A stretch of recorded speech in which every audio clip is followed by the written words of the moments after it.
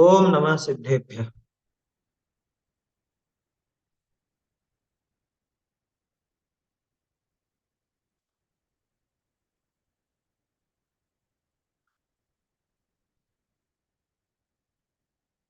नमः श्रीवर्धमानाय निर्धूतकलिलात्मने सालोकानां त्रिलोकानां यद्विद्यादर्पणाय ते। ये रत्नकरंड श्रावकाचार ग्रंथ में सत्यानुव्रत के अतिचारों के संबंध में अपनी चर्चा चल रही है। कल अपन ने देखा कि वास्तव में इस जीव को अनादिकाल से बहुत लंबे समय तक तो जीवान का संयोग, जीवान का मतलब बोली का, बोली का तो संयोग भी नहीं मिला। ये अनंत काल तो इसने बिना जीवान के यानी कि बिना बोली के ही बिताया। वचन इसको मिले नहीं, वचन बोलने की शक्ति नहीं मिली। तो जब वचन बोलने की शक्ति नहीं मिली और अब मिली है, तो हमको इसका सदुपयोग करना चाहिए, दुरुपयोग नहीं करना चाहिए। ये बात कल अपन ने देखी थी। एक इंद्रिय जीव के तो कोई वाणी है ही नहीं। दो इंद्रिय से लेके असंगी पंचेंद्रिय, संगी पंचेंद्रिय तक भी हो तो उनको वाणी मिली तो है, लेकिन वो अक्षरात्मक नहीं है। वो पूरी तरह से अपनी भावना व्यक्त नहीं कर पाते अक्षरों के माध्यम से। जैसी भाषा, जैसी बोली या वचन शक्ति अपने को मिली है, वैसी अन्य किसी को मिली नहीं। हाँ, देवों के पास जरूर है, नारकियों के पास भी है, लेकिन अपन अपने यहाँ की बात करें तो अधिकांश जो अपने तिर्यंच है, तिर्यंचों के पास तो ये शक्ति ही नहीं। मनुष्यों में भी कई बार ऐसा हो जाता है कि वो बोलने की शक्ति, सामर्थ्य नहीं मिलती। बोलने में कुछ दिक्कत रहती है, या समझ लो बोलने में बोलने की सामर्थ्य नहीं रहती। बहुत से मनुष्यों में भी गूंगे हो जाते हैं बहुत से। तो ऐसी प्रक्रिया चलती है। इसलिए अपने को कभी भी बोलने में ऐसी बातें नहीं करना जैसा ऊपर बताया था। ऐसे वचन नहीं बोलना जिससे दूसरे जीवों का घात हो, जिससे राग द्वेष बढ़ जाए, जिससे कोई अपनी आपदा खड़ी हो जाए। ऐसा कोई प्रयोग हमको नहीं करना चाहिए वचन का। एक बार अपन पिछले श्लोक पढ़ लेते हैं, उसके बाद फिर आगे चर्चा बढ़ाते हैं। 52 से।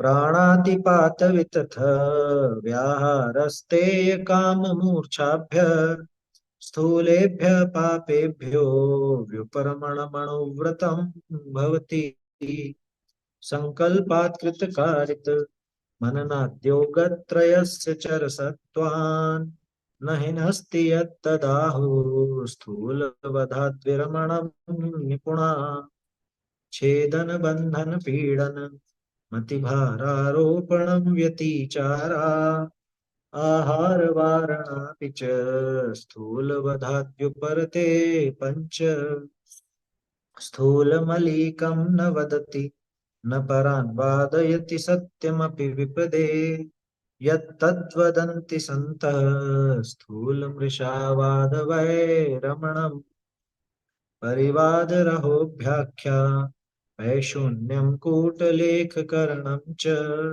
न्यासापहारितापि च व्यतिक्रमा पंचसत्यस्य। तो ये अपन ने देखा कल कि कठिनाई से किसी पूर्व पुण्य के उदय से मनुष्य जन्म पाया है, तो इसमें वचन बोलने में बहुत सावधानी रखो। ऐसी सावधानी रखना चाहिए, वे बोलूं तो शास्त्रोक्त वतन वचन ही बोलूं, हित मित प्रिय वचन ही बोलूं, अनर्गल प्रलाप नहीं करूं जिससे दूसरे जीवों का घात हो, दूसरे जीवों को राग द्वेष की प्रवृत्ति हो जाए। ये सब पीछे देखा था ना अपन ने, कैसे वचन नहीं बोलना। तो ऐसे वचनों का प्रयोग मैं नहीं करूं। आगे बढ़ते हैं। इसके आगे का अपन ढूंढारी से पढ़ते हैं, भोजन पान करना से लेकर के।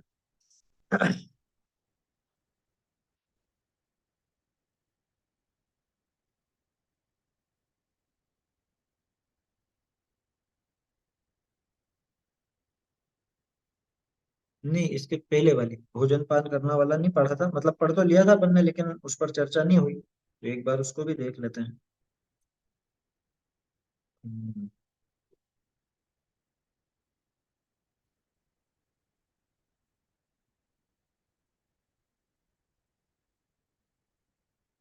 हाँ, यहाँ से नीचे से दूसरी पंक्ति। भोजन पान करना, काम सेवन करना, नेत्र निते देखना, कान निते श्रवण करना तो शूकर कूकर गधा कागला के भी होए है। क्योंकि आंख नाक कान जीभ काम इंद्रिय ये तो समस्त ढोरनी के भी होए हैं। इस मनुष्य जन्म में तो एक वचन ही सार है, करामाती है। करामाती है, जो इस वचन को बिगाड़या सो अपना समस्त जन्म बिगाड़या। वचन ते ही जानिए है, यो पंडित है यो मूर्ख है, यो धर्मात्मा है यो पापी है, यो राजा है वह राजा को मंत्री है, यो रंक है यो कुलीन है यो अकुलीन है, यो हीनचारी है यो उत्तम आचारी है, यो संतोषी है यो तीव्र लोभी है, यो धर्म वासना सहित है यो धर्म वासना रहित, यो मिथ्या दृष्टि है यो सम्यक दृष्टि है, यो संस्कृति है यो संस्कृत रहित है, यो उत्तम संग को राजसभा में रयो हुआ है, यो ग्राम में जन गंवारनी में रहो है, यो लौकिक चतुर है यो लौकिक मूढ़ है, यो हस्तकला सहित है यो कला विज्ञान रहित है, यो उद्यमी पुरुषार्थी है यो आलसी प्रमादी है, यो सूर है यो कायर है, यो दातार है यो कृपण है, यो दयावान है यो निर्दय है, यो दीन याचक है यो महंत है, यो क्रोधी है यो क्षमावान है, ये मदोद्धत है यो विनयवान है, यो कपटी है यो निष्कपट है, यो सरल है यो वक्र है, इत्यादिक आत्मा के गुण दोषादिक समस्त वचन द्वारे ही प्रकट हुए है। याते मनुष्य जन्म पावना सफल किया चाहो हो तो ये एक वचन ही की उज्जवलता करो। इस वचन ही ते सत्यार्थ उपदेश करी भगवान अरहंत त्रैलोक्य वंदनीक होए जगत को मोक्ष मार्ग में प्रवर्तन कराया है। वचन ही ते अनेक जीवनी का मिथ्यात्व राग आदिक मल दूर करी अजर अमर विन, अजर अमर अविनाशी पद दिया है। पंच परमेष्टि में भी वचन कृत उपकार के प्रभाव थे प्रथम अरहंतनी ही को नमस्कार किया है। ज्ञानी ज्ञानी वीतरागी के वचन करी स्वर्ग नरकादि तीन लोक प्रत्यक्ष की ज्यों दिखे है। वचन ही की सत्यता के प्रभाव करी पंचम काल में धर्म प्रवर्ते है।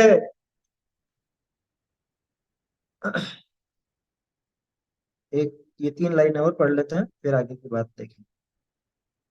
धर्म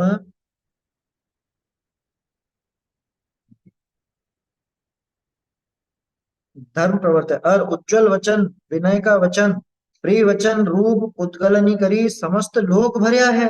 मोल नहीं लागे है तथा किसी को जी कारा देने में अपना अंग में दुख नहीं उपजे है। जीव तालो कंठ नहीं भिदे है और समस्त प्राणिनी के सुख उपजावे है। ऐसा प्रिय वचन ही कहो। ये प्रिय वचनों के और उनके संबंध में बात थी, है ना। आगे की चर्चा भी देखते हैं, पहले इसको अपन समझ लेते हैं। देखिए, बहुत बढ़िया पैराग्राफ है ये क्या एक नीति शास्त्र जैसी बात है यहाँ पर। हमें कैसे वचनों का प्रयोग करना चाहिए हमारे जीवन में, वो बात यहाँ पर है। देखो, वाणी से ही भोजन पान करना, यहाँ से देखना था। भोजन पान करना, काम सेवन करना, नेत्रों से देखना, कानों से सुनना, घ्राण से गंध लेना, ये तो शूकर कुकर गधे कौवे के भी होता है।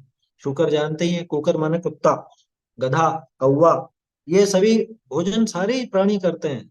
अरे संगी पंचेंद्री छोड़ो, वो तो अगर दो तीन इंद्रिय जीव भी होगा ना, तीन इंद्रिय वाली चींटी, वो भी भोजन तो करती। मक्खियां, मधुमक्खियां, मच्छर, इनका भी सबका अपना अपना भोजन तो है ही सही। भोजन बिना तो कोई भी नहीं। भोजन पान तो सभी जीवों के पाए जा रहे। आहार संज्ञा है ना, निगोदिया हो ना, निगोदिया, उसके भी आहार संज्ञा और आहार उसके उस हिसाब से हो जाता है। जैसे पेड़ पौधे हैं, पेड़ पौधों के वो बच्चों को पढ़ाई जाती है प्रक्रिया। वो धूप से और पानी से ही अपना भोजन तैयार करते हैं, क्या बोलते हैं उसको, फोटोसिंथेसिस। फोटोसिंथेसिस की प्रक्रिया होती है। और वो भोजन पान उनके भी है कुल मिला के। काम सेवन करना, ये भी प्रत्येक जीव के दिखता है। मैथुन संज्ञा है ही। देखो, आहार मैथुन ये दोनों बातें हैं, है ना। भय और परिग्रह संज्ञा भी है, उसकी चर्चा अभी यहाँ पे नहीं। तो ये काम तो सबके ही दिख रहे हैं। आंखों से, जिसके आंखें हैं वो आंखों से देख रहा है, कानों से सुनने वाला कानों से सुनता भी है, नाक जिसके है वो गंध भी लेता है। ये सारे काम तो जानवरों के और मनुष्यों के समान ही है। देखो, हम लोग जब पढ़ते थे उस टाइम पे कई बार इस तरह के लेख आते, जैसे मतलब निबंध वगैरह लिखने को आते भाषा के संबंध में, कि भाषा का विशिष्ट बताओ या भाषा की महत्ता बताओ वचनों की। तो उसमें एक बात आती थी कि इंसान और जानवर, इन दोनों में अगर कोई अंतर पैदा करता है तो वो भाषा पैदा करता है। क्या? क्योंकि बाकी सारे काम तो दोनों के ही हो रहे हैं, है ना। खाना, यहाँ पे आई ना बात, है मतलब पांचों इंद्रियों के जो कार्य हैं वो तो सभी के दिखाई दे रहे हैं, चाहे जानवर हो चाहे इंसान हो, मनुष्य हो। लेकिन ये भाषा जो है, इस भाषा से फर्क पड़ता है। उससे पता चलता है कि ये इंसान है, ये जानवर। यही यहाँ पे बता रहे हैं। तो भाई ये तो आंख नाक कान जीभ स्पर्शन कामेंद्री, ये तो सभी ढोरों के भी होते हैं। ढोर सो समझते हैं ना, ढोर माने जानवर, मवेशी। वैसे तो ढोर कहा जाता है जिनको चराया जाए, उनको ढोर कहा जाता है। हर एक जानवर को ढोर नहीं कहते, फिर भी उदाहरण है वो तो।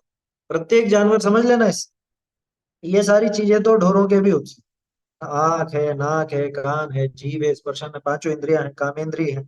ये सब तो सभी ढोरों के भी होते हैं, मनुष्यों के भी होते हैं। इस मनुष्य जन्म में तो एक वाणी बोलना ही सार है। सार है मतलब श्रेष्ठ है नहीं कह रहे हैं। सार है का मतलब उन जानवरों से कुछ अलग दिखाने वाली वस्तु, ये वाणी ही है, आश्चर्यकारी है। सोचो, वो जैसे मान लो कुत्ता है, अब वो कुत्ते की आवाज है, वो कुत्ता प्रसन्नता में भी वैसी आवाज, वो भौंकने की आवाज निकालेगा, है ना। और गुस्सा होगा तो भी वैसे ही निकालेगा, उसको भूख लगी है तो भी निकालेगा। कोई भी जानवर ले लो, गाय ले लो, उसको कोई तकलीफ होगी तो भी रंभाएगी, है। उसको भूख लगी होगी तो भी रंभाएगी, वो अपने बछड़े को आवाज देगी तो भी रंभाएगी, है? मतलब कुछ अंतर मालूम नहीं पड़ता।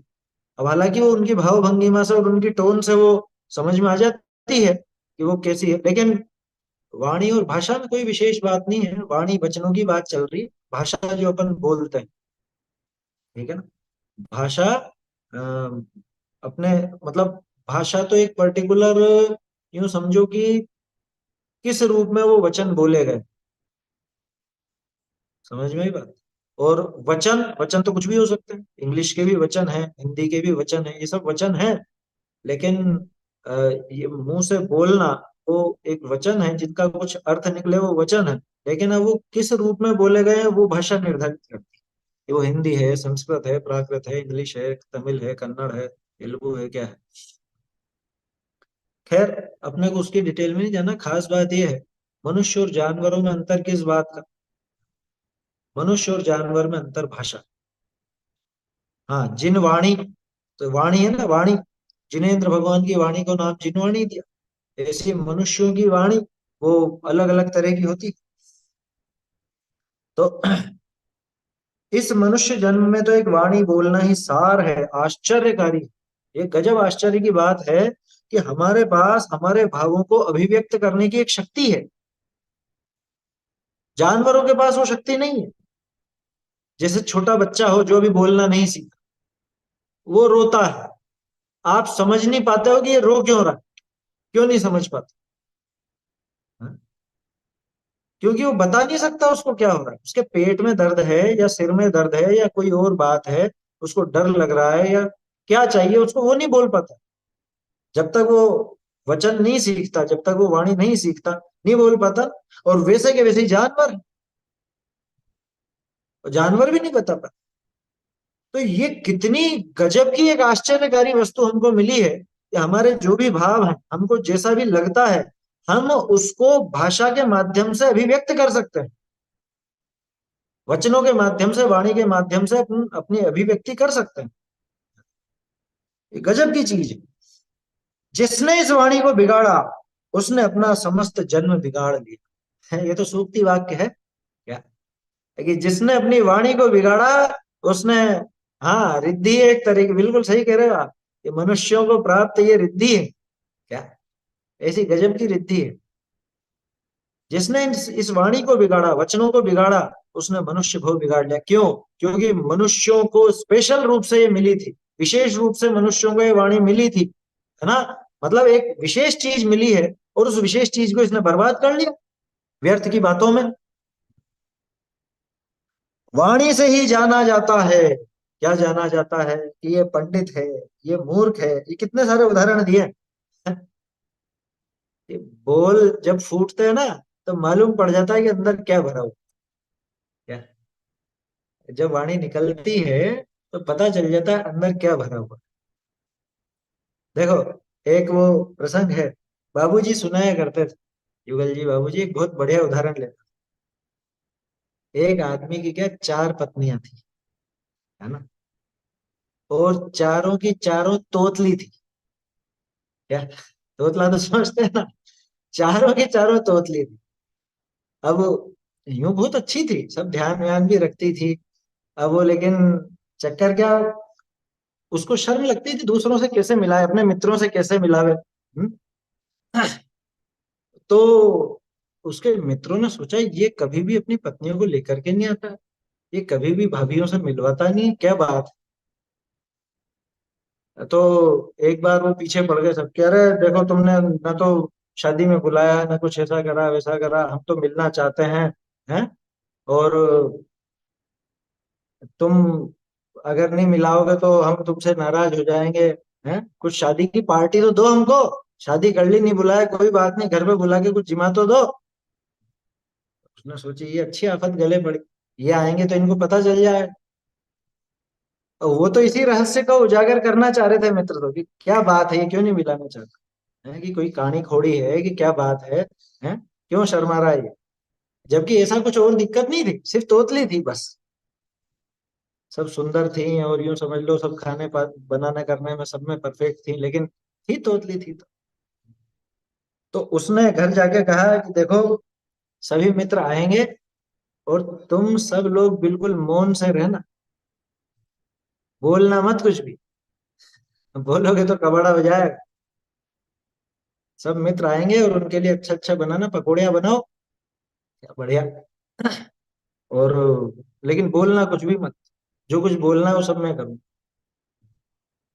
अब पहुंच गए साहब, सब भोजन करने पहुंच गए, पकौड़ियाँ रखी गई, और बोल नहीं रही कुछ भी, भोजन रखा, सब खा भी रहे हैं। अब एक में तो चालाक था, उसने कहा "ये बोल कैसे नहीं रही है, इनसे कुछ तो बुलवाया जाए।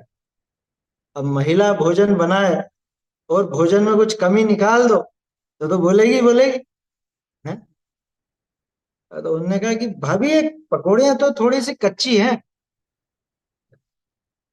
उसके मुंह से निकल गया पहली के, इतने धीमे तली पतोली फिर भी तत्ती त्यों। क्या, ऐसा समझ लो, इतने धीमे तली पतोली फिर भी तत्ती त्यों, इस तरह से वो बोली। बाबूजी सुनाते हैं, उनके में विशेष रस आता है। तो दूसरी बोली, पिए जी ने मना किया था फिर तू बोली त्यों। ये पिया जी ने यानी पति देव ने मना किया था, तो तू क्यों बोली? अरे तीसरी बोली फिर, वो बोली तो बोली पल तू बोली त्यों। चौथी बोली, भैया हम तो कुछ नहीं बोले, हम तो चुप ही रहे। ऐसा करके वो चारों का भेद उजागर। तो वाणी से ये पता चल जाता है कि ये कौन है समझ में? बोलते ही खुल गया ना रहस्य। बोले तो बोलते ही वो रहस्य खुल जाएगा, अंदर क्या भरा है वो वाणी के माध्यम से ही निकलता है। बोलते हैं ना, जैसे बहुत से अध्यापक भी होते हैं, मान लो बच्चे पढ़ रहे हैं और कुछ बच्चों की आदत खराब रहती है, कुछ बच्चे मतलब गंदी बातें बोलते हैं, या समझ लो उनकी बोली ऐसी है, और कोई मेहमान या कोई इंस्पेक्शन के लिए आए स्कूल में, तो उनसे कहते हैं तुम सब पीछे रहना, बोलना मत, जो होशियार होशियार है उनको आगे कर देते हैं। क्यों? इसीलिए कि भाई ये बोलेंगे तो उजागर हो जाएगा साथ। जो मूर्ख लड़के अगर बोलेंगे तो उनकी मूर्खता उजागर होगी, यानी कि अध्यापकों की विफलता उजागर हो जाएगी। ऐसी बात है। तो वाणी से ही जाना जाता है, ये पंडित है, ये मूर्ख है, यह धर्मात्मा है, ये पापी है, सब पता चल जाता है। क्या, जैसे जैसे बातचीत होती है ना, बातचीत के माध्यम से ही पता चल जाता है ये कितने पानी में है।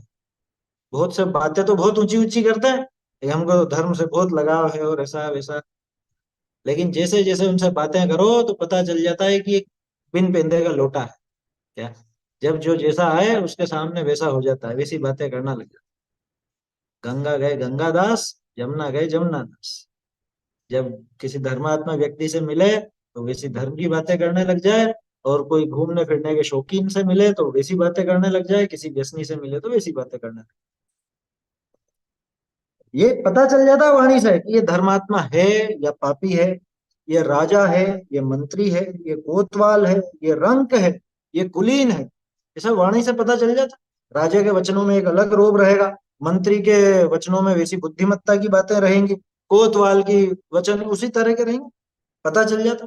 अरे आप एक ऑफिस में जाके पता कर लेते हो कौन अधिकारी और कौन बाबू है या कौन चपरासी है, उनके बोलने की शैली से पता चल जाता, उनकी बात में कितना वजन है उससे पता चल जाता।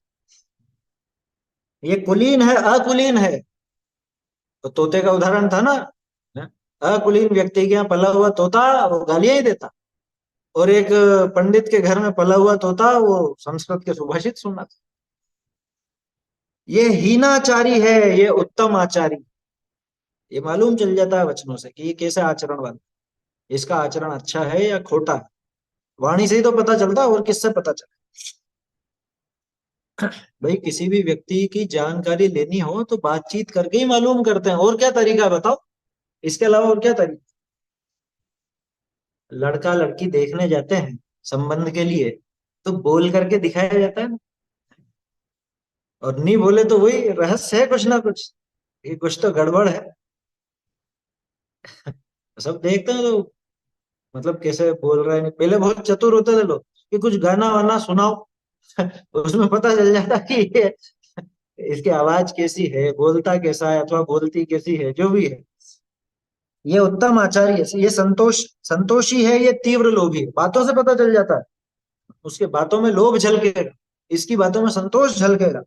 ये धर्म वासना सहित है, ये धर्म वासना रहित है।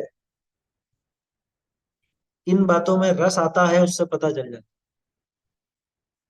आज के जमाने में आपका सोशल मीडिया का जो कुछ भी है वो, उसको देख के पता चल जाएगा कि इसको किस चीज में रस है। आप किन ग्रुपों में जुड़े हुए हो, आप क्या क्या चला रहे हो, या आप किस तरह के मैसेज कर रहे हो, किस तरह की बातें आप भेजते हो या आपके पास आती हैं, उससे पता चल जाता है।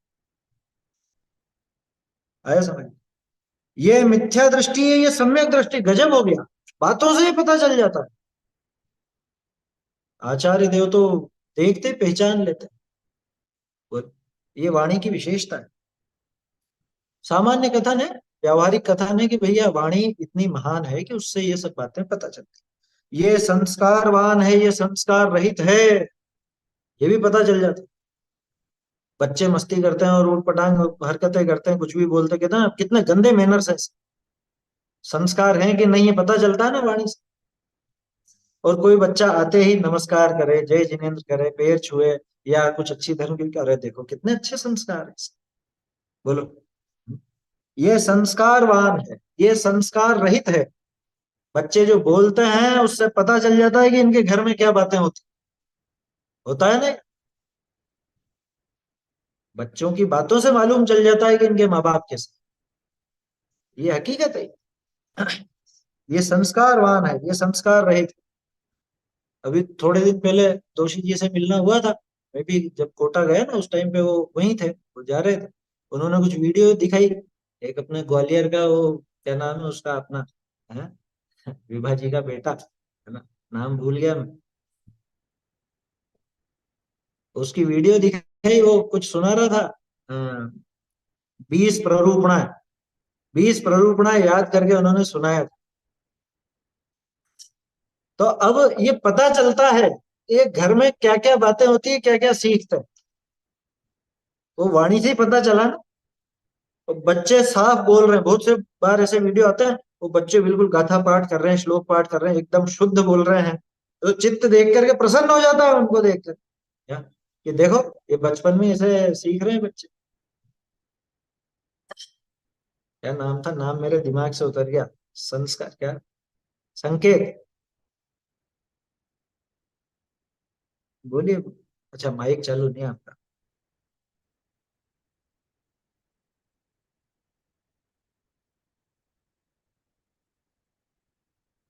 मुझे तो देखो, जो बच्चे इस तरह के रहते हैं ना, जो बच्चे सीखते हैं बचपन से, धर्म में रुचि लगाते हैं, या जो उनके समझ लीजिए माँ बाप हैं, वो सिखाते हैं, तो मुझे बड़ा प्रसन्न, मतलब बहुत खुशी होती है, प्रसन्नता होती है अंदर से। सिद्धांत, हाँ सिद्धांत, हाँ सिद्धांत। तो बचपन से ही सैद्धांतिक बातें सीख रहे हैं, बहुत बढ़िया। होना चाहिए। क्या, ये तो प्रत्येक माँ बाप की जिम्मेदारी है, ये ड्यूटी है अपनी। और ड्यूटी ड्यूटी क्या है, ये तो खुद की सुविधा है। क्या, आप जो बचपन में सिखाओगे ना, बुढ़ापे में आप उनसे वही सुनोगे। आपने जो उनको सिखाया, वो लौट करके आपको मिलने वाला है, वो इन्वेस्टमेंट है। इसको ये मत सोचना हम उन पे उपकार कर रहे हैं। हम स्वयं पे ही उपकार कर रहे हैं उनको सिखा करके, क्योंकि आगे वही हमको संभालेंगे। अभी वो संभलने जैसे नहीं है, तो अपन उनको संभाल रहे हैं। आगे जब हम संभलने जैसे नहीं रहेंगे, तो वो हमको संभालेंगे। ये तो लिए का दिया है। आया समझ। जिनके घरों में वो लड़ाई झगड़े ही होते रहते हैं, वो बुढ़ापे में भी अपने मतलब बच्चों से लड़ेंगे झगड़े। वो सीखे यही है बच्चे। और जिनके घरों में धर्म की बात अ, सुनाई गई, सिखाई गई, वो बच्चे आगे अपने माँ बाप को धर्म की बात सुनाए। सही बात है। हाँ, परिवारजन सबसे पहले साधर्मी है। सबसे पहले साधर्मी पना यहाँ होता है। बहुत से लोगों की क्या आदत होती है कि अपने साधर्मियों से तो बहुत प्रेम रखेंगे, और लेकिन अपने घर वालों से, भैया घर वालों को सबसे पहला साधर्मी बनाओ। कोशिश तो करें। हालांकि अपन जानते हैं सबकी रुचि अलग अलग है। आया समझ। सबकी रुचि अलग है, सबकी खोपड़ी मतलब सबका दिमाग अलग अलग तरह का है। लेकिन कोशिश तो करें ही सही अपन। नहीं मानते हो तो अलग बात। तो वाणी से ही पता चलता है कि ये मिथ्या दृष्टि है, सम्यक दृष्टि है। यहाँ पे बड़ी की मात्रा कर लीजिए। बहुत समय बाद ये शब्द आए। सम्यक दृष्टि मिथ्या दृष्टि में, दोनों में बड़ी की मात्रा। वाणी से ही पता चलता है ये संस्कारवान है, ये संस्कार रहित है, ये उत्तम संगति वाला राज्य सभा में रहा हुआ है, ये ग्राम्य जन गंवारों में रहा हुआ है। पता चल जाता है कि किनके बीच में रहता है। जैसी वाणी बोलते हैं, उसी अनुसार पता चल जाता है अपने को, क्या, कि ये ऐसे लोगों के बीच में रहा हुआ है। और देखो, यह लौकिक चतुर है या लौकिक मूढ़ है, यानी ये लोक विषयों का ज्ञाता है ना, लौकिक बातों में जानकार है, चतुर है। पता चल जाता है, वाणी से ही पता चलता है। कोई शक्ल देख के थोड़ा पता चल रहा है कुछ कि ये ऐसा दिख रहा है तो ऐसा होगा, और ये वैसा दिख रहा है तो वैसा, ऐसा तो कुछ भी नहीं। बहुत पहले एक ऐसा, कुछ एक ऐसा विज्ञापन था, वो विज्ञापन ध्यान है क्या? उसमें क्या, वो एक बहुत सुंदर लड़की, बहुत सुंदर लड़की और सच संवर के निकली, है ना, और उसके पीछे वो गाने बजा रहे हैं और ये कर रहे हैं, वो कर रहे हैं। लेकिन जैसे ही वो, मतलब ऐसा ही था कुछ, वो लड़के ने उसको फूल वगैरह दिया, और इसने जैसे थैंक यू वगैरह कुछ बोला, तो उसकी आवाज बिल्कुल ऐसी फटे बांस जैसी। तो वो लड़का घबरा के भागा फिर। ऐसे ही हास्य का विज्ञापन था वो तो, है ना। खैर, कहने का अर्थ ये है कि वाणी से पता चलता है कि ये कैसा है या कैसा नहीं है। ये गंवार वाली बात आई ना, उससे पता, वो विज्ञापन का ध्यान आ गया। कुछ इस तरह की बात वो बोली जिससे वो घबरा के भागा।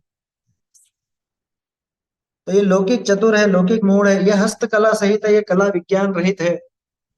बातों से पता चल जाता है। जैसे कोई तो बहुत डींग हाके ना कि हम तो ऐसा बनाते हैं, वैसा बनाते हैं, भोजन बहुत अच्छा इस तरह का कर लेते हैं, बना लेते हैं। फिर जब कोई चतुर उसके सामने आए, तो सारी कलाकारी निकल जाती है, फिर मालूम पड़ जाता है कि कितने पानी में। अभी जैसे मान लो, अपन कोई मिठाई बनाने की चर्चा करें और मैं डींग हाँकू ऐसी, मैं भी मिठाई बना लेता हूँ और ऐसा कर लेता हूँ, वैसा कर लेता हूँ। अब आप में से जो पाक कला में विशेषज्ञ है, वो तो 2 मिनट में पता कर जाए कि कुछ भी नहीं आता इसको। समझ में आई बात। कि हलवे में पहले पानी डालना है कि पहले शक्कर डालनी, कि पहले क्या करना वो इसको मालूम ही नहीं है कुछ। ये उद्यमी पुरुषार्थी है, ये आलसी प्रमादी है। बातों से मालूम चल जाता है, वो कहेगा यार कर लेंगे, बहुत समय। तो पक्का प्रमादी है, इसको काम नजर नहीं आता है, सामने माथे पर पड़ा हुआ काम इसको दिखाई नहीं देता। ये उद्यमी पुरुषार्थी है जो तत्काल वो करने को तत्पर हो, उसकी बातों से ही मालूम पड़ जाता है कि काम होगा कि नहीं होगा। ये शूर है, ये कायर है, बातों बातों में सब जान लेता है, ये कितना डरपोक है। ये दातार है, ये कृपण है। दान देने वाले की बातें और कंजूस की बातें मालूम चल जाती। देखो, कृपण की बात है ना, इसमें एक थोड़ी सी चर्चा मुझे करनी है। बहुत से लोग क्या सोचते हैं, जो जैसे समझ लो कोई धार्मिक व्यक्ति है, साधर्मी, अब वो व्यर्थ का खर्चा नहीं करता। और व्यर्थ का खर्चा क्यों करे? जैसे मान लो अपन लोगों की बात करें, अपने को थिएटरों में फिल्म देखने जाना नहीं, अपने को होटलों में खाना नहीं, अपने को व्यर्थ में इधर उधर घूमने जाना। लोग क्या कहते हैं, अरे बड़े कंजूस हैं ये, कहीं खर्चा ही नहीं करता, बिल्कुल कंजूस है। मुझे ये बताओ, ये कंजूस पना है क्या? ये कंजूस ही नहीं है। कंजूस व्यक्ति तो हर जगह कंजूस होता है। साधर्मी जहां देना है ना, वहां पे दिल खोल करके देता। क्या वो दान में कमी रख रहा है क्या? दान में लाखों रुपए लगाता है और भले खुद फटी चप्पल में घूमता रहेगा, उसको फर्क नहीं पड़ रहा है समझ में। फैशनेबल वो कपड़े नहीं पहने, या बहुत बहुत आभूषण लाद के नहीं चले, तो लोग सोचते हैं कंजूस है। कंजूस नहीं है, उसकी विषय भोगों में आसक्ति नहीं है, इसलिए नहीं कर रहा। वास्तव में मालूम कंजूस कौन है? वास्तव में कंजूस वो है जिसके हाथ से एक पैसा दान का नहीं निकलता। असल में कंजूस वही है। क्यों? क्योंकि अपने विषय भोगों के लिए तो सभी खर्च करते हैं। विषय भोग के लिए तो सभी जन खर्च करते हैं, इसमें विशेष बात क्या है? जहां पे खुद का कोई विषय भोग नहीं है, और जहां पे सिर्फ धर्म की वृद्धि का ही एकमात्र प्रयोजन है, ऐसा दान देने वाला वो कंजूस नहीं है, बल्कि जो नहीं देता उसमें वो पक्का कंजूस है। समझ? अपने विषय भोग के लिए तो जानवर भी हाथ पैर मारते हैं, उसमें क्या बड़ी बात है? इसलिए ये मत समझना कि अरे अपन तो कोई खर्चा ही नहीं करते हैं या कंजूस है। कंजूस नहीं। देखो, मितव्ययी होना अलग बात है, और हाँ, बिल्कुल अलग। हाँ, जहां पे जरूरत होती है वहां तो करते ही। देखो, मतलब व्यक्तिगत रूप से मेरा सोचना ऐसा है कि जहां आवश्यकता हो वहां भले दुगने पैसे दे दें। जहां आवश्यकता हो वहां भले दुगना खर्च कर देना, और जहां जरूरत नहीं है वहां एक पैसा नहीं निकाल। लोगों को ये लगेगा कि अरे कितना कंजूस है, एक पैसा भी खर्च नहीं कर रहा। क्यों करूं लेकिन मैं, बताओ? वो पाप के काम में मैं क्यों करूं? और वो जो जरूरत का ही नहीं है उसमें क्यों करूं? इसी बहाने एक दूसरी बात कहता हूं, जिसकी हमको आवश्यकता नहीं, कोई अगर उल्टे रुपए देकर भी देता हो तो भूल के भी मत लेना, क्योंकि दुनिया में कोई वस्तु फ्री नहीं होती। क्या? लोगों को लगता है अरे फ्री मिल रहा है, फ्री मिल रहा है, इतने क्रेडिट कार्ड पे ये मिल रहा है, इतने क्रेडिट आते हैं ना, फोन आते हैं, आपके पास भी तो आते होंगे। लोन ले लीजिए और ऐसा कीजिए, लोन आपको अप्रूव हुआ है और ऐसा ऐसा। मैं सीधे कहता हूँ भैया लोन नहीं चाहिए, नहीं चाहिए, जरूरत नहीं है हमको, खत्म करो इस किस्से। और लोग वाक्य अरे मिल रहा है तो ले लो। अरे मिल रहा है ले लो, बाद में चुकाना किसको पड़ेगा? वो तो लोन की बात है, लोन में तो चलो लोन हो गया। लेकिन कोई मुफ्त में भी आपको कोई चीज दे, है? जैसे आजकल तो ऑनलाइन बहुत सारी चीजें होती है, इसका सब्सक्रिप्शन ले लो, उसका सब्सक्रिप्शन ले लो, है? ये वाला इसमें आप मेंबरशिप ले लो, फ्री में मिल रही है, फ्री में मिल रही है। फ्री कुछ भी नहीं होती। दुनिया में कोई चीज फ्री नहीं होती, पहले समझ लेना। पैसे की बात नहीं कर रहा हूँ, आपका उपयोग और आपका समय वो खींच लेगा। है समझ? वो आपका उपयोग और आपका समय खा जाएगा। आपके समय की आपको कोई कीमत नहीं है। उस समय की कोई कीमत होती है कि नहीं होती? दुनिया में वास्तव में किसी वस्तु की कोई कीमत नहीं है। समय की ही कीमत है। समय की कीमत है। जिस टाइम पे, मतलब वो टाइम पर, उस टाइम पर, उस समय पर आपको आवश्यकता है, तो वही चीज आप करोड़ों में भी सस्ती लगेगी। और जब आवश्यकता नहीं है ना, तो वो वस्तु बिल्कुल क्या काम की। सोने की क्या कीमत है? सोना तो कीमती होता है ना। गाय भैंस से पूछो सोने की क्या कीमत है। कोई मतलब नहीं। उन गायों को नहीं चाहिए सोना वोना, उनको कोई लेना देना नहीं। तो उसके सामने आप मुफ्त की घास रख दोगे, वो घास ज्यादा पसंद करेगी। आया समझ? तो वास्तव में ये जो कीमत, जिस भी चीज की जो भी चलती है, जो भी अपन एक कीमत बना रखी है अपने दिमाग में ही तो है कीमत। समय की ही कीमत है, ये समझना। समय के अनुसार ही उस वस्तु की उपयोगिता या अनुपयोगिता देख करके उसकी कीमत रहती है।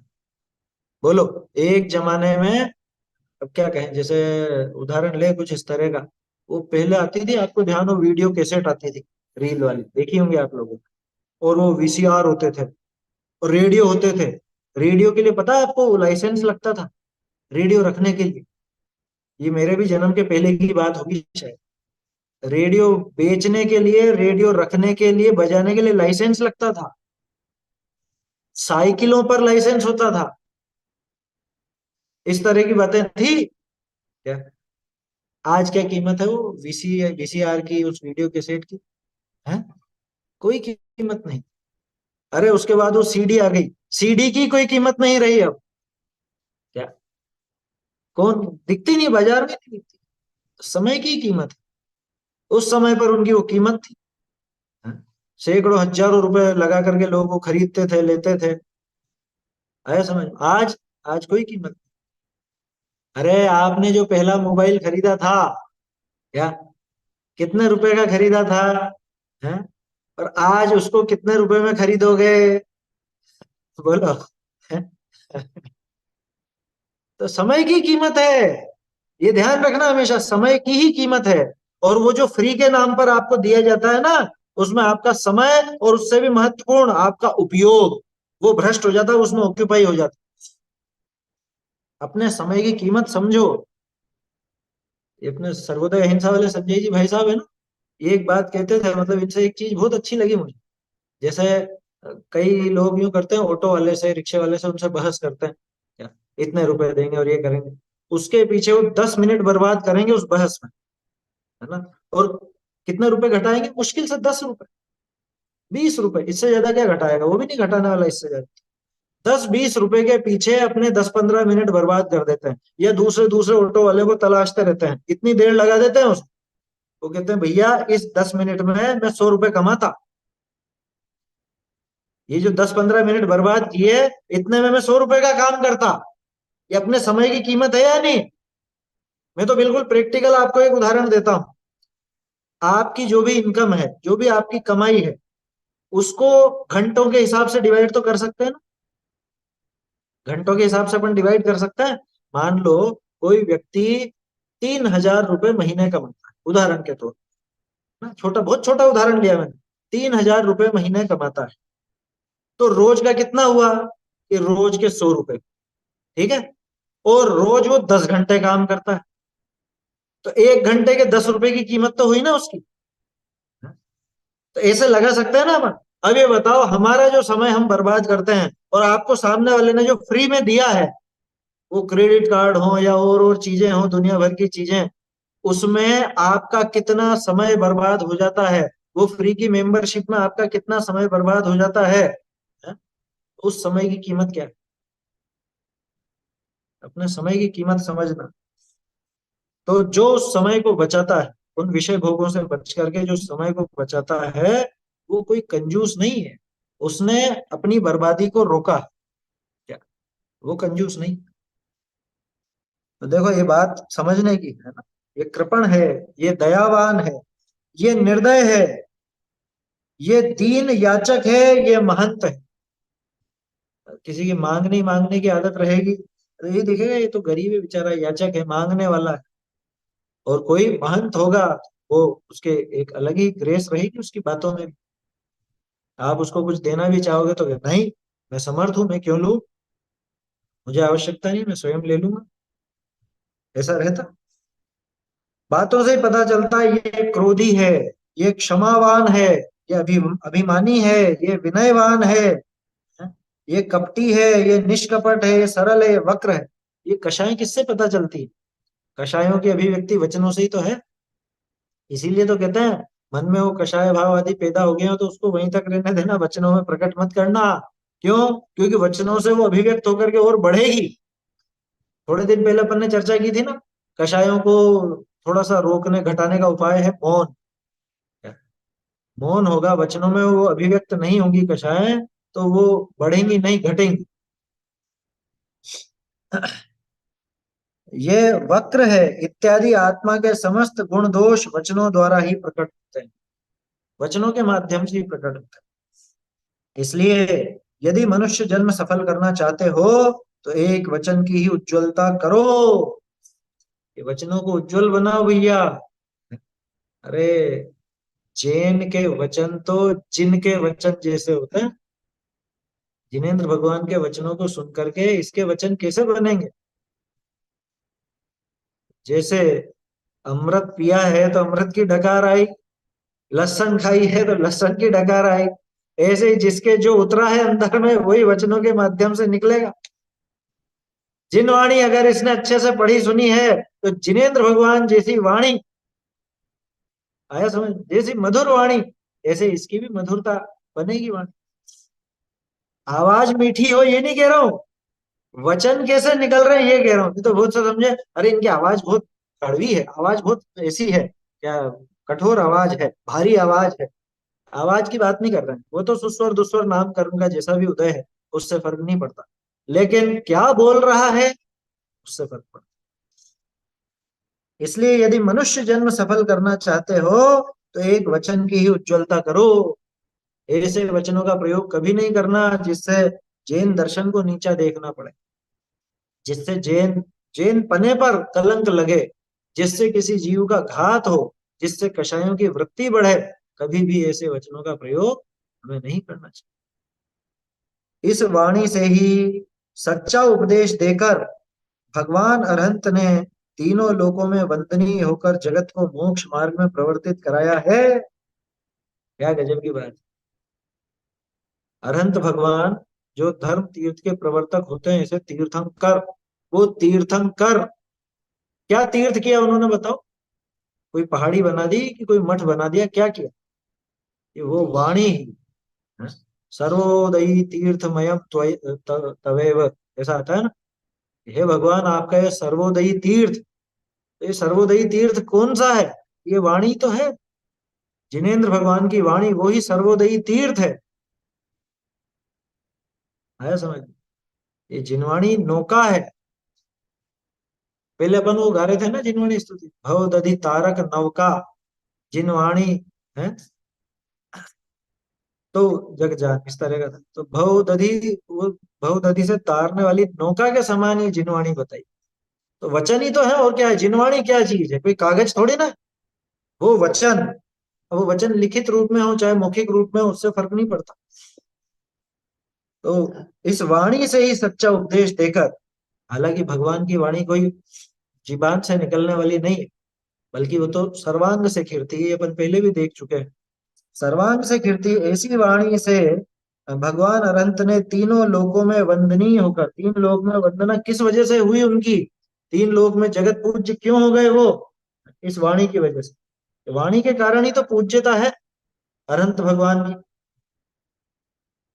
देखो, वाणी के कारण ही ऐसी पूज्यता प्रकट हुई है अनंत देव की। और क्या कहा? वचन ही ने अनेक जीवों का मिथ्यात्व रागादि मल दूर करके उन्हें अजर अमर अविनाशी पद प्राप्त कराया है। देशना लब्धि, एक जीव बता दो जो बिना देशना लब्धि के सम्यक दर्शन प्राप्त करके मोक्ष पहुंच गया। एक जीव बता दो। तो देशना लब्धि काई की। और तो और इतना कहते हैं कि ज्ञानी के ही वचन चाहिए, ज्ञानी के ही वचन लगेंगे। तो वचनों में कुछ बात है ना। ये देखो, ये तो पूरा निमित्त पे जोर है। अरे भैया, जब जैसा काम होना होगा तद अनुकूल निमित्त भी मौजूद होंगे ही होंगे। और निमित्तों का जिसको बहुमान नहीं आता, जैसे अपन शाम को देख रहे हैं ना, पंच परमेष्टि का कितना बहुमान किया टोडर मिलकर। निमित्तों का बहुमान अगर नहीं आए तो समझ लेना उसको तो अपने आत्म स्वरूप का भी बहुमान नहीं आने वाला, एकांत पक्ष में चढ़ गया वो। निमित्त के बहुमान का अर्थ क्या है? कोई निमित्त नहीं सारा काम कर दिया, ये थोड़ी ना माना जा रहा है। लेकिन यथा योग्य उसका बहुमान आएगा ही क्या। ये वचन अगर नहीं होते, नाम ही प्रवचन, जिनेन्द्र भगवान की वाणी का, दिव्य ध्वनि का नाम ही प्रवचन है, प्रकृष्ट वचन। ये वचन अगर नहीं होते तो हम कहाँ पे वो अपने आत्म स्वरूप को कहाँ प्राप्त करते, कहाँ लहते रहते अविचारी, तो किस भांति पदार्थ पाति, कहाँ लहते रहते अविचारी। बोलो।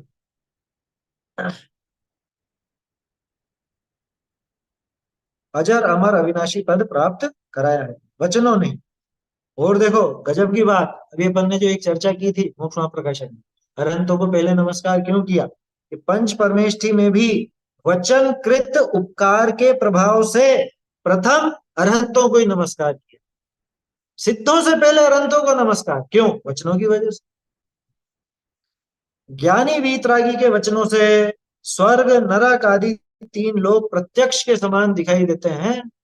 जो ज्ञानी जन है, वीतरागी जन है, उनके वचनों से तो पूरे तीनों लोक प्रत्यक्ष जैसे नजर आते, क्योंकि उनके वचनों में सच्चाई है, वो सच्चाई दिखती।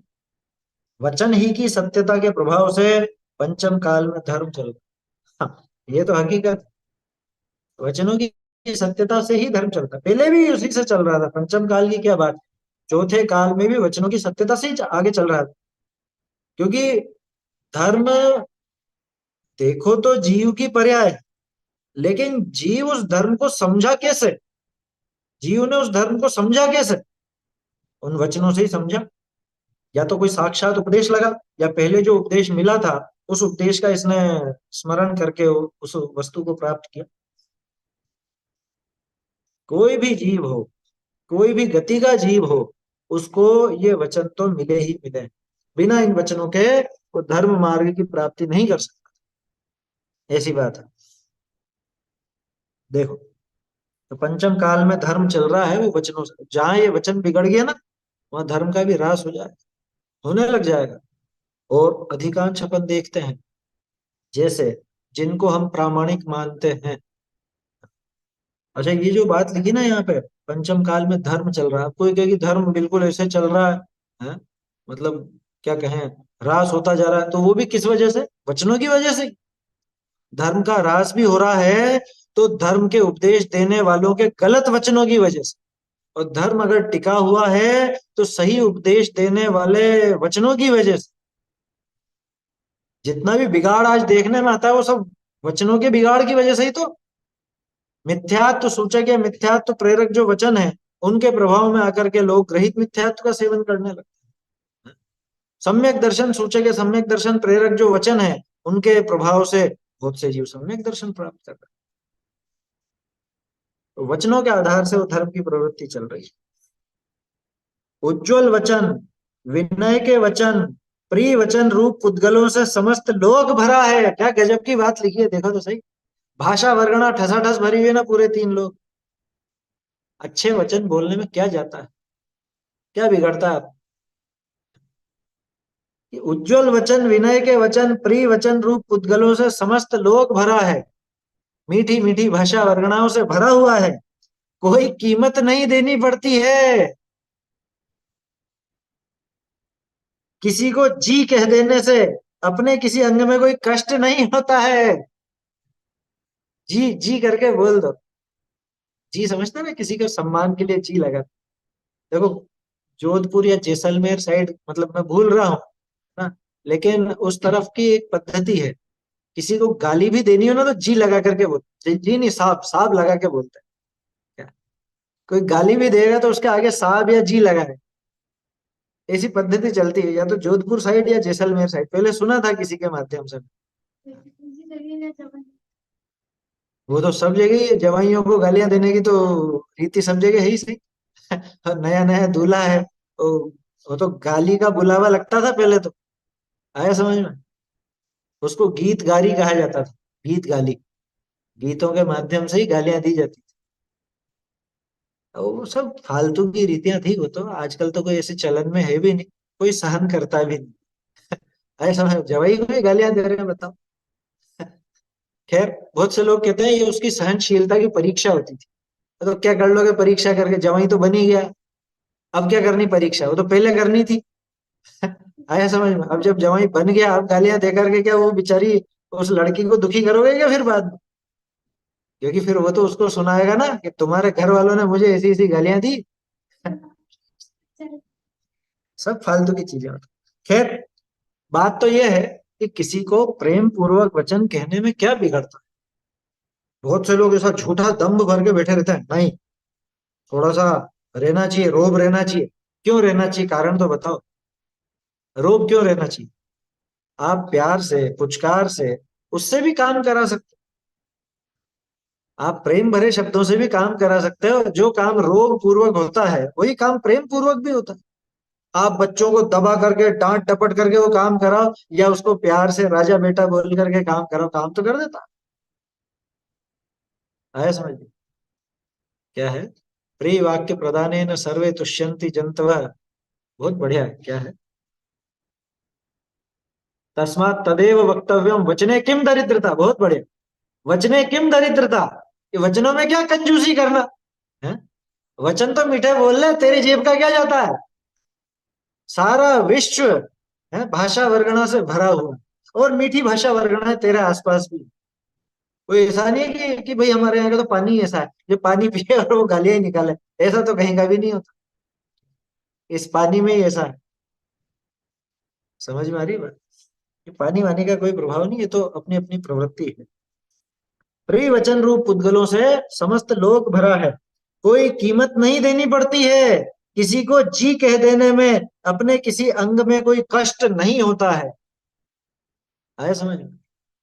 अरे प्यार से कोई जैसे बड़ा हो और वो उसको बेटा बोल दे प्यार से, हैं? प्यार से बेटा बोल दे तो कुछ घिसता है क्या? या बड़े हैं तो बड़ों के वो सम्मान से कुछ बोल दे तो कुछ घिसता है क्या? कुछ भी नहीं घिसता, जीवान घिस जाती है। देखो, किसी अंग में कोई कष्ट नहीं होता है।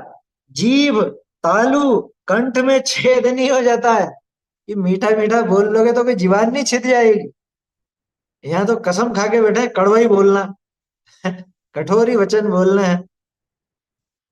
होते हैं, बहुत से लोग होते हैं जिनकी कभी कड़वी, मतलब वो टोन ही ऐसी रहती है कि बोलेंगे कड़वा भी। भैया कोई तालू में, कंठ में छेद नहीं हो जाता। इसलिए जिस वचन से सभी प्राणियों को सुख उत्पन्न हो, ऐसा प्रिय वचन ही बोलना चाहिए। अपने से छोटा हो या अपने से बड़ा हो या बराबर का हो, सगा हो या अपना हो या पराया हो, कोई भी हो, एक प्रेम से ढंग से बोलने में क्या जाता है? अरे वो रास्ते पे सफाई करने वाला स्वच्छता मित्र ही क्यों ना हो, आपके घर की साफ सफाई करने वाले नौकर ही क्यों ना हो, क्यों नहीं बोलना प्रेम से? प्रेम से सभी जन संतुष्ट होते हैं। कि हम क्यों करें उनको संतुष्ट? कि मत कर, तेरी कशाय तेरे पास रख, मत कर संतुष्ट। इसमें ये कोई उसकी जी हजूरी करने की बात थोड़ी ना। लेकिन एक प्रेम से बोल लिया, सामने वाला भी प्रेम पूर्वक काम करता है। मतलब लौकिक रीति भी देखोगे ना, लौकिक रीति भी, तो उसमें भी मीठा बोलने में लाभ ही है, नुकसान कुछ भी नहीं।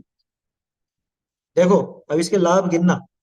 सबसे पहले तो मधुर वचन बोलने में अपनी ही कषायों की मंदता सबसे पहला और बड़ा लाभ। सबसे पहला लाभ यही है, अपने से ही चालू कर। दूसरा, सामने वाले का जीव भी थोड़ा सा संतुष्ट रहता है, तो उसकी भी कषाय मंद होगी। तीसरा, अवलौकिक दृष्टि से आपको कोई काम कराना हो तो मीठी वाणी से सब काम निपट जाता है। मैं कोई चापलूसी करने की, मक्खन पॉलिश की बात नहीं कर रहा हूँ। लेकिन प्रेम से आप बोलेंगे तो सामने वाला भी क्या, हाँ ये बहुत अच्छे से व्यवहार रखता है। बोलते हैं ना लोग बाग, बहुत से लोगों की तारीफ करते हैं, इसको कभी किसी से गलत बोलते हुए नहीं देखा, हमेशा सबसे प्रेम से बोलता है। और भी ऐसे कई लाभ निकल सकते हैं, आपके व्यर्थ के पैसे भी बचते हैं। क्या? पैसे पैसे कैसे बचेंगे? अब देखो, पैसे बचने की बात आए तो सबके कान खड़े हो जाते हैं। मीठा बोलने से सामने वाले का दिल भी थोड़ा सा खुलता है, तो अपना भी ठीक है, चलो इसके थोड़ा और डिस्काउंट करो, ये करो वो करो जो भी। व्यवहार ही तो है सारा, और क्या है? व्यवहार से ही, लोक व्यवहार तो व्यवहार ही का नाम है, और व्यवहार इस वाणी से ही चलता है। इसलिए यह हमेशा मीठी वाणी। हाँ, वाणी से ही है किसी के मन में उतरना या किसी के मन से उतरना। और कहावत है ही सही, ऐसी वाणी बोलिए मन का आपा खोए, औरन को शीतल करे आप हूँ शीतल होए। तो वो जो कषाय वाली बात की अपन ने, और अन्न को शीतल कर, अन्य की कषाय मंद होगी और आप हो शीतल हो, स्वयं भी शीतल हो। स्वयं की भी शीतलता, अन्य की भी शीतलता। तो ऐसे ऐसे मीठे और शीतल वचनों का ही अपने को प्रयोग करना चाहिए, है ना। चलिए समाप्त करते हैं अभी, श्लोक बोल लेते हैं। परिवाद रहो व्याख्या वैशून्यम कूटलेख करणम च न्यासापहारितापि च गतिक्रमा पंच सत्यस्य चैतन्य का स्मरण प्रतिक्षण ही करो रे। भव के अनंत दुख को क्षण में रे। अक्षय सहज सौख्य राहो एक इसी के महिमा है अगम जिनागम की। महिमा है अगम जिनागम की। जाहि सुनत न पिछाही हम चिन्ह मूरति आत्म की। महिमा है अगम जिनागम की। रागादिक दुख कारण जाने त्याग बुद्धि दीनी भ्रम की। रागादिक दुख कारण जाने त्याग बुद्धि दीनी भ्रम की। ज्ञान ज्योति जागी घट अंतर। ज्ञान ज्योति जागी घट अंतर। रुचि बाढ़ी पुनि समदम की। महिमा है अगम जिनागम की। कर्म बंध की भई निर्जरा कारण परंपरा क्रम की। कर्म बंध की भई निर्जरा कारण परंपरा क्रम की। भाग चंद शिव लालच लाग्यो। भाग चंद शिव लालच लाग्यो। पहुँच नहीं है जहाँ जम की। महिमा है अगम जिनागम की। महिमा है अगम जिनागम की। वाली माता की जय हो। जिनवाली माता की जय हो। जिनवाली माता